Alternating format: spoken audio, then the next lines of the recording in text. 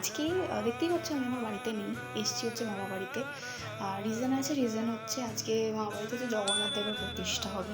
তো ভীষণ কাজ, আমি তো ক্লিপ নিতেই পারিনি সকাল থেকে। তো মানে সব যোগাযন্ত্র হয়ে গেছে, ঠাকুরমশাই চলেও এসেছে, তো খুব একটা সময় এখন নেই হাতে, যেতে হবে এখনই। তো দেখতে থাকো আর সাথে থাকো। এই যে আমাদের সব আয়োজন আগের দিনই আমরা যত সবজি ছিল সব বানিয়ে রেখেছিলাম। এখন শুরু হয়েছে রান্না। আমার দিদা বসে পড়েছে রান্না করতে। এই যে আমাদের ভোগ নিবেদন করা হয়েছে।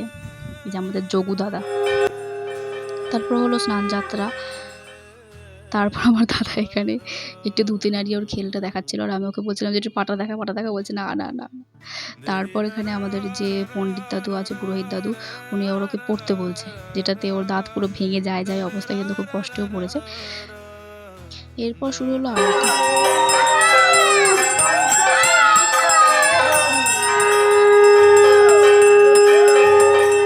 এই যে আমাদের পুরো সদস্যগণ। এরপর ছিল খাবারের পালা। তারপর শুরু হলো খাওয়া দাওয়া। তারপর এটা হচ্ছে জগন্নাথের মূল প্রসাদ মেন।